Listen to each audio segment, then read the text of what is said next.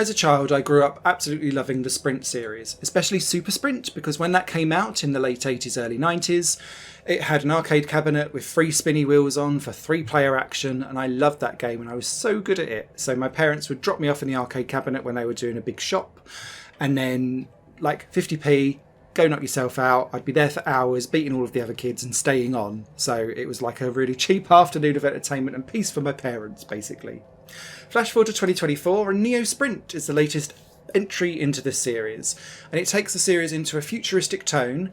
The cars as they race around have kind of neon or Tron and neon like lightning effects that go on around the car as you race around and do different things, but fundamentally the game is the same. It's racing around tightly woven single screen isometric tracks, trying to beat everyone else in usually 3-lap races as standard, but this time around it's 1 to 8 players locally, but now there's an online element around create, share and play your tracks, because there's a fantastic track builder in this game, and this is where the longevity of NeoSprint has a real genius vibe to it. The racing element of NeoSprint is a interesting, nuanced, more simcade than you would expect from an isometric racer, but it's got a real knack to it. Each car has 3 different attributes, so acceleration, top speed and handling. And the open wheel ones have got the highest top speed, but they turn like a tank. You've got sports cars that are probably the best all-rounder cars in the middle, where they've got a good balance of all 3. And then there's more hatchbacky cars that don't reach the top speed, but are great for the real tight, twisty hairpin bends where you're snaking back on yourself constantly. As you go around the different tracks, though, there's crucially a drafting mechanic, which is really quite powerful. If you get in the slipstream of your opponents, you will be able to draft up. There'll be a little neon sparkly light that happens and you'll be able to blast past people quite quickly. Not many tracks, unless you start building your own, allow you to have massive long straights to really harness that effect, but that's where the track editor comes in. The second key thing is drifting. And it has a really unique approach to drifting that took me a little while to get used to, and then it made sense.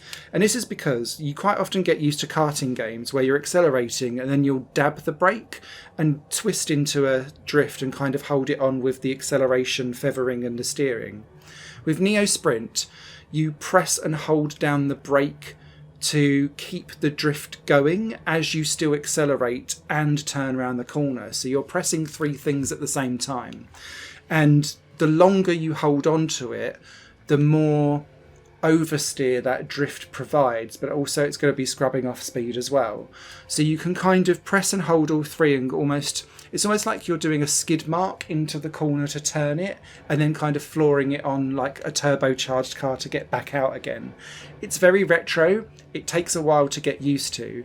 And that's where the crucial like time trial half seconds here and there can really be found, because you could just feather off and brake and kind of turn around and feel a little bit like clumsy and a little bit like the centre of gravity of the car is too high because you're dawdling around. But as long as you get that drift in, the game starts to feel suddenly much more precise and nimble, and the car's more on rails, basically.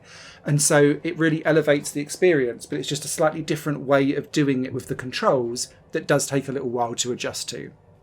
Once you've done that, though, you are up and running and flying. This game has a ton of different tracks across 4 different graphical styles. There's no particular terrain differences in this game, so nothing really handles differently.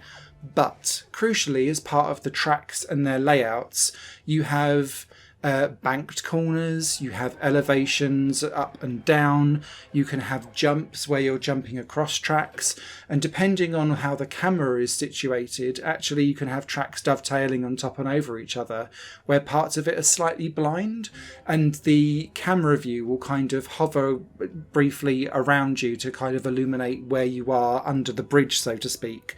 But sometimes that can mean that you'll overshoot an apex to a tight corner because you aren't quite sure like where it is, and that comes through knowledge and lapping and so on and so forth. There are 3 different types of races in NeoSprint. You've got the classic 3 race like whoever gets to the end wins. There's time trial, where you're put up against gold, silver and bronze medalled ghosts. And then there's obstacle courses, which are single lap time trials, but there are cones, barriers, oil slicks, boost pads and grind to halt pads dotted around all of the tracks that are used for the campaign mode for the races and the time trials. But every time you hit an obstacle, it adds on 2 or 5 seconds to your time. So suddenly what used to be a really nice long curve becomes like a curve with a chicane inside because the cones are put either side. It's a really good way of repurposing your track and making it feel and play out differently, and you get much more bang for your buck, because there's no like, let's do it forward and reverse with NeoSprint and have like two versions of the same track. But the obstacle course absolutely gives that to you if you want it to. So great fun, really interesting. And what's tied to all of this from a single player perspective is that as you clear by either getting third, second or first in the races, or beating the gold, silver or bronze trial times for time trial and obstacle course, you unlock new skins for and liveries for all of the different cars that you've got. All the cars are unlocked straight out the bag, but you're crucially unlocking track pieces and track variations, or variations, of track pieces for the course builder, because this is where the long-term editing comes in. So let's talk about the track editor, because I think it's an amazing piece of kit. The track editor works so well because everything is divided into square blocks. You pick a small, medium and large map. The actual map itself isn't like 8x8, for example. It does have some like smaller edges to it, so that it's more like diamonds than anything else. But inside there, you can then place down track pieces or decorations, and each one that you put down takes up a block or 2 blocks. And so you can only place one thing in one block, so you can't place a track piece and a decoration, for example. But it allows you to really clearly define what your track looks like, because you're just choosing the pieces and putting it together like a Lego track or a Scalextrics track. And so long as you're able to kind of double yourself back again and get back to the start-finish straight that you lay down, you've made a track. You do a validation lap, give it a name, and it's online for everyone else to play. But it's also there in your arsenal to now drop into your custom Grand Prix calendar that you can create for either single player races against up to 7 AI, or grabbing up to 7 mates and playing it locally. And it's the sheer simple and ease of it was really remarkable, because by making everything rigid to a grid, it means that you can't go too far wrong, and it's really easy to backtrack and just delete some pieces and rework yourself back to where you want to go.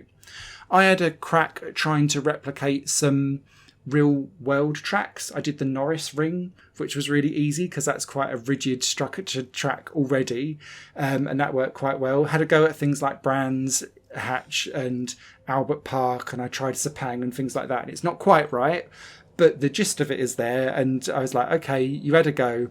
But it's still good fun tracks to drive, and the reason why is because you've got a variety of pieces.